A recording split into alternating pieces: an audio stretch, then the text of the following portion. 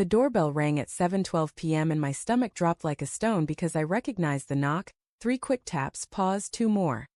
Exactly the way Sarah used to signal me from the hallway when we were dating and her roommate was asleep. I stood in the kitchen holding a half-empty bottle of Prosecco, watching her hurry past me in that emerald dress that still fit her like the day I proposed, and she didn't even glance back to see if I was following. She opened the door and there he was, Ethan, 6'3" of easy confidence, and that same crooked smile that used to make her laugh until she snorted in college photos I deleted from my phone years ago. He stepped inside carrying a bottle of red wine and a bouquet of white roses, her favorite, and she hugged him so tightly her cheek pressed against his collarbone for 3 full seconds while I stood there like an idiot, wondering why my own house suddenly felt like someone else's stage. I remember the exact moment I knew something was wrong. And it wasn't the hug. It was the way she pulled back, looked up at him and said, "You came." In this breathy voice I hadn't heard since our honeymoon in Santorini when she whispered it against my neck at 3 a.m. while the sea crashed outside. Ethan's eyes flicked to me, polite and unreadable, and he extended his hand. "You must be Mark," he said, like we'd never met, even though Sarah had shown me pictures of them at graduation, arms slung around each other, both of them sunburned and grinning. I shook his hand because what else could I do? My palm was damp, his was dry and strong, and Sarah laughed this nervous little trill and said, "Mark, this is Ethan, my Ethan from undergrad, remember? My Ethan." The words landed between us like a live wire. The party was supposed to be our fresh start. We'd closed on the house 3 weeks earlier, a fixer-upper with creaky hardwood floors and a backyard big enough for the dog we kept saying we'd adopt once the renovations were done. I'd spent the day hanging string lights and arranging charcuterie boards while Sarah disappeared to run errands for 4 hours. When she came back, her hair was freshly blown out, and she smelled like that vanilla perfume she only wore on date nights. I kissed her cheek and tasted setting spray. Our friends trickled in, Jake from accounting, his wife Priya, my sister Lauren who kept shooting me concerned glances because she could tell I was off. But the whole night, Sarah orbited Ethan like he was the sun and the rest of us were just planets caught in his gravity. I tried to play host. I refilled glasses, laughed at jokes I didn't hear, took selfies with people whose names I'd forget by morning. But every time I looked for Sarah, she was touching Ethan's arm or leaning in to hear something he whispered, her hand lingering on his wrist. At one point I caught them in the hallway outside the bathroom, heads bent together, and she was saying, "I never stopped wondering what would have happened if..." The sentence trailed off when she saw me, but the damage was done. Ethan straightened up, gave me that same polite nod and said, "Great spread, man." Like we were colleagues at a conference, not a guy standing in my house with his fingers inches from my wife's waist. The truth didn't hit me all at once. It crept in through the cracks, slow and poisonous. There was the way Sarah's phone buzzed constantly on the counter, face down, and when I flipped it over out of habit she snatched it away so fast the screen cracked against the granite. There was the late-night work calls, that left her flushed and distracted, coming to bed hours after me with excuses about client deadlines that didn't add up because I knew her boss, Greg, and he was golfing in Scottsdale all week. There was the drawer in her nightstand I opened looking for Advil and found instead a silver bracelet I'd never seen. Delicate links with a tiny engraved E that caught the light when I held it up. She gasped when I asked about it, said it was a gift from her mom, but her mom had been dead for 6 years and hated silver because it tarnished. I started cataloging the lies like evidence in a trial I hadn't agreed to prosecute. The gym membership she never used but paid for monthly. The password change on her laptop the week after we moved in. The way she stopped saying "I love you" first, waiting for me to say it so she could echo it back like a courtesy. I told myself I was paranoid, that 8 years of marriage didn't dissolve over a college ex and some weird vibes at a housewarming. But then I remembered the night 2 weeks earlier when I woke up at 2 a.m. and she wasn't beside me. I found her in the dark living room, curled on the couch with her phone glowing against her face, tears streaking her cheeks as she typed furiously. When I asked what was wrong, she said, "Just a fight with Lauren." But Lauren was asleep upstairs and had been for hours. The party reached its peak around 10:30. Someone put on old throwback music. Usher, because of course. And people started dancing in the living room we hadn't finished painting yet. Sarah grabbed Ethan's hand and pulled him into the center of the makeshift dance floor, laughing like she used to laugh with me when we were broke college kids stealing fries off each other's plates. I watched from the kitchen doorway holding a dish towel I'd been using to wipe up spilled Merlot, and something inside me cracked open. Not anger, not yet. Just this hollow, echoing realization that the life I'd built, the late nights sanding baseboards, the savings account drained for granite countertops, the future dog with a name we hadn't picked yet, was all constructed on sand.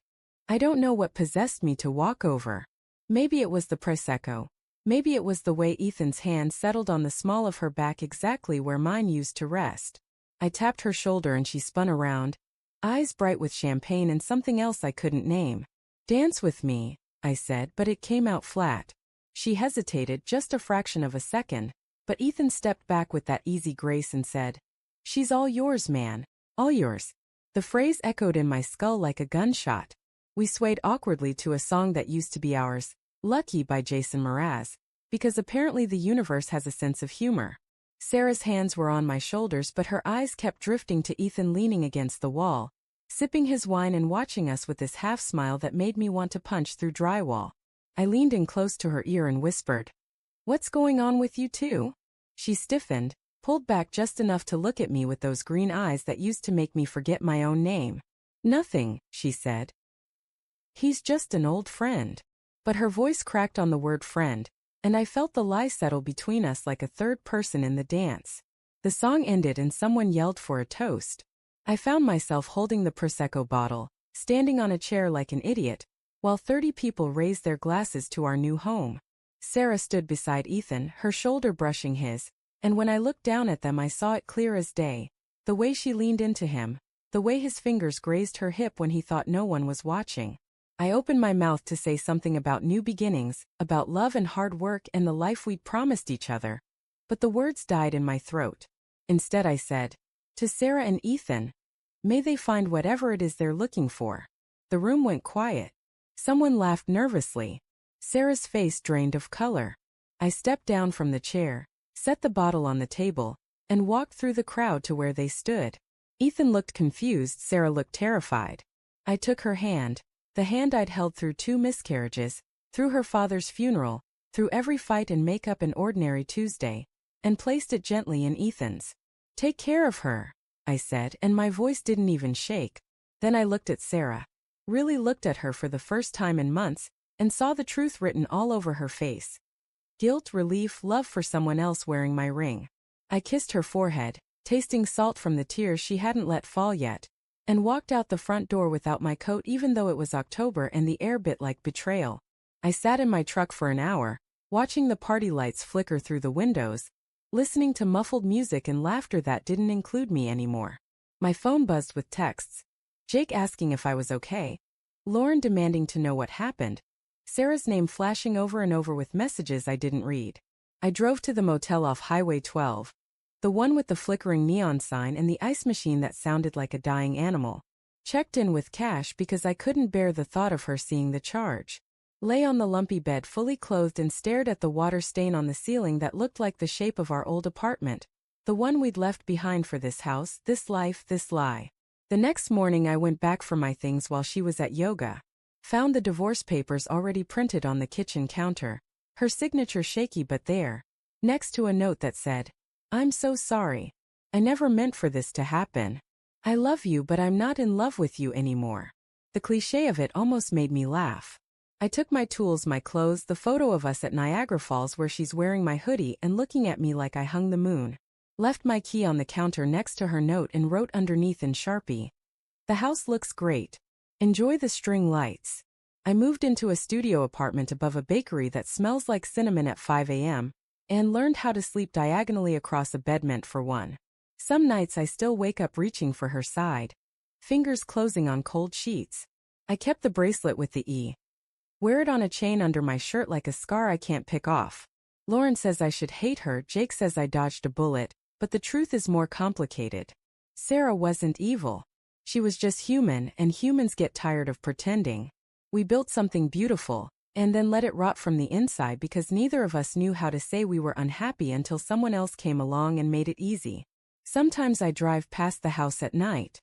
The string lights are still up, glowing soft and golden through the trees. I wonder if Ethan waters the herbs we planted together, if he knows she likes her coffee with oat milk now, if he's learned the exact pressure to rub the knot between her shoulder blades when she's stressed. I wonder if she ever thinks about the way I used to trace constellations on her back while we fell asleep, connecting freckles into stories only we knew. Love isn't a lightning strike. It's a slow erosion, a quiet unraveling you don't notice until you're standing in the wreckage holding pieces that don't fit anymore. I gave her away with my own hand because keeping her would have meant keeping the lie, and I loved her too much for that. The bravest thing I ever did was walk out that door knowing I'd never stop loving the woman who stopped loving me back. Some nights that truth keeps me awake. Other nights it's the only thing that lets me sleep. I still flinch when I hear our song in grocery stores. Still check my phone at 2 a.m. expecting a text that will never come. But I'm learning that leaving isn't the same as losing. Sometimes the greatest act of love is releasing someone to the life they chose without you. I shook his hand, gave her away, and walked out forever. Not because I stopped caring, but because I finally started caring about the man I needed to become without her. The house was never the home. We were. And when we stopped being that, the lights went out one by one until only the truth was left glowing in the dark.